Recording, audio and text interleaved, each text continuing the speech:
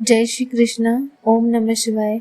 स्वागत है आप सभी का आपके अपने चैनल भक्ति ज्ञान में।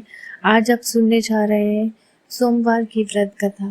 जिस प्रकार इस ब्रह्मांड का ना कोई अंत है ना ही कोई शुरुआत, उसी प्रकार शिव अनादि है। संपूर्ण ब्रह्मांड शिव के अंदर समाया हुआ है। आइए श्रवण करते हैं सोमवार व्रत कथा। प्राचीन काल की बात है। एक नगर में एक बहुत धनवान साहूकार रहता था, जिसके घर में धन की कमी नहीं रहती थी। परंतु उसको एक बहुत बड़ा दुख था। उसके कोई पुत्र नहीं था। वह इसी चिंता में दिन रात लगा रहता। वह पुत्र की कामना के लिए प्रत्येक सोमवार को शिव जी का व्रत और पूजन किया करता था तथा सायंकाल को शिव मंदिर में जाकर शिव जी के सामने दीपक जलाया करता। उसके इस भक्ति भाव को देखकर एक समय माता पार्वती जी ने शिव जी से कहा कि हे महाराज, यह साहूकार आपका अनन्य भक्त है और सदैव आपका व्रत और पूजन बड़ी श्रद्धा से करता है। इसकी मनोकामना पूर्ण करनी चाहिए। शिव जी ने कहा, पार्वती, यह संसार कर्म क्षेत्र है। जैसे किसान खेत में जैसा बीज बोता है वैसा ही फल काटता है, उसी तरह इस संसार में जैसा कर्म करते हैं वैसा ही फल भोगते हैं। पार्वती जी ने अत्यंत आग्रह से कहा, महाराज, जब यह आपका अनन्य भक्त है और इसको अगर किसी प्रकार का दुख है तो उसको अवश्य दूर करना चाहिए, क्योंकि आप सदैव अपने भक्तों पर दयालु होते हैं और उनके दुखों को दूर करते हैं। यदि आप ऐसा नहीं करेंगे तो मनुष्य आपकी सेवा तथा व्रत क्यों करेंगे।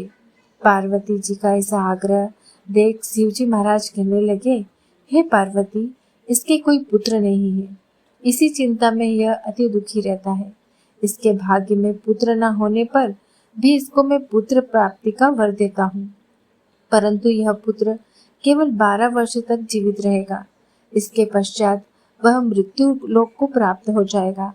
इससे अधिक मैं और इसके लिए कुछ नहीं कर सकता। यह सब बातें साहूकार सुन रहा था। इससे उसको न तो कुछ प्रसन्नता हुई और न ही कुछ दुख हुआ। वह पहले जैसा ही शिवजी महाराज जी के व्रत और पूजन करता रहा। कुछ काल व्यतीत हो जाने पर साहूकार की स्त्री गर्भवती हुई और 10वें महीने में उसके गर्भ से अति सुंदर पुत्र की प्राप्ति हुई। साहूकार के घर में बहुत खुशी मनाई गई, परंतु साहूकार ने उसकी केवल 12 वर्ष की आयु जानकर अधिक प्रसन्नता प्रकट न की और न ही किसी को भेद ही बताया। जब वह बालक 11 वर्ष का हो गया तो उस बालक की माता ने उसके पिता से विवाह आदि के लिए कहा, तो वह साहूकार कहने लगा, अभी मैं इसका विवाह नहीं करूंगा, अपने पुत्र को काशी जी पढ़ने के लिए भेजूंगा। फिर साहूकार ने अपने साले अर्थात बालक के मामा को बुलाकर उसको बहुत सा धन देकर कहा कि तुम मेरे बालक को काशी जी पढ़ने के लिए ले जाओ और रास्ते में जिस स्थान पर भी जाओ यज्ञ तथा ब्राह्मणों को भोजन कराते जाओ। वह दोनों मामा भांजे यज्ञ करते और ब्राह्मणों को भोजन कराते जा रहे थे। रास्ते में उनको एक शहर पड़ा। उस शहर में राजा की कन्या का विवाह हो रहा था।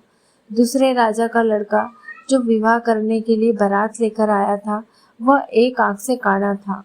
उसके माता पिता को इस बात को लेकर बड़ी चिंता थी कि कहीं वर को देखकर कन्या के माता पिता विवाह में किसी प्रकार की अड़चन पैदा न कर दे। इस कारण जब उसने अति सुंदर सेठ के लड़के को देखा तो मन में विचार किया, क्यों न दरवाजे के समय इस लड़के से वर का काम चलाया जाए। ऐसा विचार कर वर के पिता ने उस लड़के और मामा से बात की तो वे राजी हो गए। फिर उस लड़के को वर के कपड़े पहनाकर तथा घोड़ी पर चढ़ाकर दरवाजे पर ले गए और सब कार्य प्रसन्नता से पूर्ण किया गया। फिर वर के पिता ने सोचा कि यदि विवाह कार्य भी इसी लड़के से करा लिया जाए तो क्या बुराई है। ऐसा विचार करके लड़के और उसके मामा से कहा, यदि आप फेरों का काम और कन्यादान के काम को भी करा दें तो आपकी बड़ी कृपा होगी और मैं इसके बदले में आपको बहुत कुछ धन दूंगा। तो उन्होंने स्वीकार कर लिया और विवाह कार्य भी बहुत अच्छी तरह से संपन्न हो गया। परंतु जिस समय लड़का जाने लगा तो उसने राजकुमारी की चुनरी के पल्ले पर लिख दिया कि तेरा विवाह तो मेरे साथ हुआ है। परंतु जिस राजकुमार के साथ तुमको भेजेंगे वह एक आंख से काना है और मैं काशी जी पढ़ने जा रहा हूँ। लड़के के जाने के पश्चात उस राजकुमारी ने जब अपनी चुनरी पर ऐसा लिखा हुआ पाया तो उसने राजकुमार के साथ जाने से मना कर दिया और कहा, वह मेरा पति नहीं है, मेरा विवाह इसके साथ नहीं हुआ है, वह तो काशी जी पढ़ने के लिए गया है। राजकुमारी के माता पिता ने अपनी कन्या को विदा नहीं किया और बारात वापस चली गई। उधर सेठ का लड़का और उसका मामा काशी जी पहुंच गए। वहां जाकर उन्होंने यज्ञ और लड़के ने पढ़ना शुरू कर दिया। जब लड़के की आयु 12 वर्ष की हो गई तो उस दिन उन्होंने यज्ञ रचा रखा था। लड़के ने अपने मामा से कहा कि मामा जी आज मेरी तबीयत कुछ ठीक नहीं है। तब मामा ने कहा कि अंदर जाओ और सो जाओ। लड़का अंदर जाकर सो गया और थोड़ी देर में उसके प्राण निकल गए। जब उसके मामा ने आकर देखा कि वह मुर्दा पड़ा है तो उसको बड़ा दुख हुआ। उसने सोचा कि अगर मैं अभी रोना पीटना मचा दूंगा तो यज्ञ का कार्य अधूरा रह जाएगा। अतः उसने जल्दी से यज्ञ का कार्य समाप्त कर ब्राह्मणों के जाने के बाद रोना पीटना आरंभ किया। संयोगवश उसी समय शिव जी और पार्वती माता जी उधर से जा रहे थे। जब उन्होंने जोर जोर से रोने की आवाज सुनी तो पार्वती जी कहने लगी कि हे देव, कोई दुखिया रो रहा है, उसके कष्ट को दूर कीजिए। जब शिव पार्वती ने पास जाकर देखा तो वह एक लड़का मुर्दा पड़ा था। पार्वती जी कहने लगी, महाराज यह तो उसी सेठ का लड़का है जो आपके वरदान से हुआ था।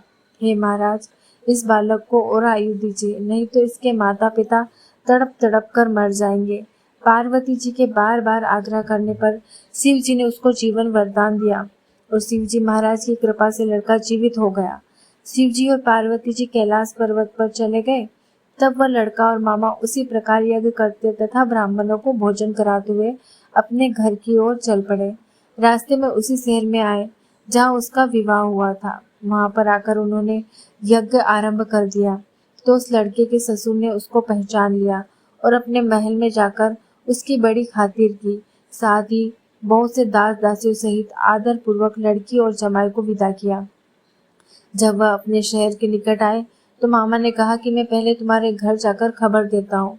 जब उस लड़के का मामा घर पहुंचा तो लड़की के माता पिता घर की छत पर बैठे थे और यह प्रण कर रखा था कि यदि हमारा पुत्र सकुशल लौट आया तो हम राजी खुशी नीचे आ जाएंगे, नहीं तो छत से गिरकर अपने प्राण खो देंगे।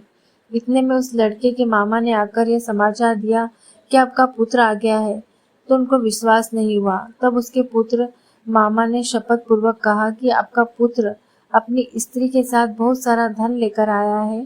तो सेठ ने आनंद के साथ कहा, उसका स्वागत किया और बड़ी प्रसन्नता के साथ रहने लगे। इसी प्रकार से जो कोई भी सोमवार के व्रत को धारण करता है अथवा इस कथा को पढ़ता या सुनता है उसकी समस्त मनोकामनाएं पूर्ण होती है। उम्मीद है आपको सोमवार व्रत की कथा अच्छी लगी होगी। अगर आपको यह वीडियो अच्छी लगी हो तो कमेंट सेक्शन में ओम नमः शिवाय लिखना ना भूलें और चैनल को सब्सक्राइब करना लाइक जरूर करें। धन्यवाद। ओम नमः शिवाय।